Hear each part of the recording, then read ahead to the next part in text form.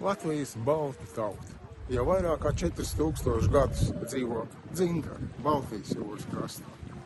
Mēs esam pārdzīvojuši gan karus, kad Vidzemē līdz pašai jūrmalai nedzirdēja ne gaila dziedam, mēs sunirējam mēri, kad izmira Kurzeme, un došanās trimdā Pirmā pasaules kara laikā, kad dzimtenē palika mazākā puse Latvijas tautas.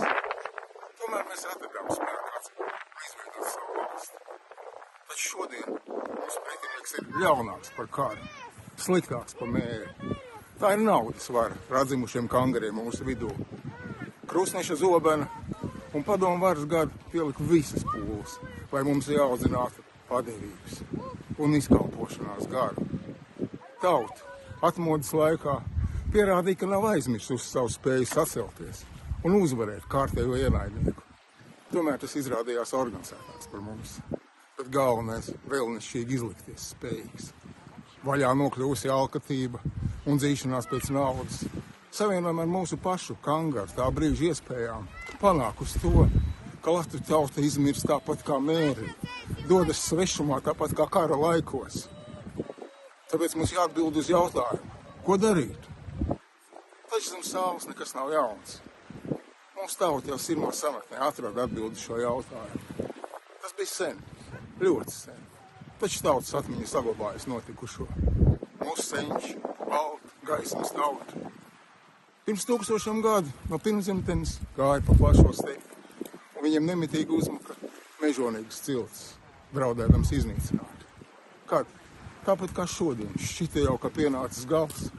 Senči ievēroja, ka virs viņa nometnes katru vakaru riņķo ērglis, un saulē rietot aizlaižas vienā virzienā.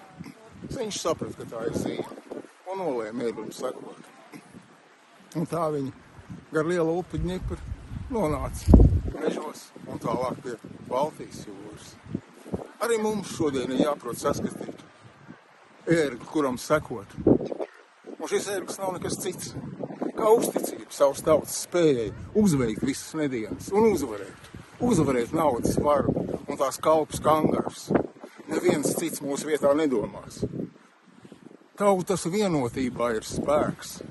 Dievs mums, gaismas tauta, ir Dievs visu, kas nepieciešams, lai tauta atzimtu, lai mēs atgūtu Latviju, lai kā gaismas tauta dotu piemēru pasaulē. Stipras ģimenes, Latvijas gars, mūsu valoda un kultūra, saprāts neklausīt kangarus un turēšanās vienam pie otra. Tas Latvijai dos saules mūžu. Mostamies, sākam ar pirmo, vieglāko soli. Apvienojamies ap kopīgu mērķi, kādu vēlamies Latviju mūsu bērnu bērniem. Plecu pie pleca, viens otru atbalstot, kopīgi dodam mūsu bērnu bērniem gaišu, labklājīgu nākotni. Esam piemērs visai pasaulē. Mēs esam gaismas tauta.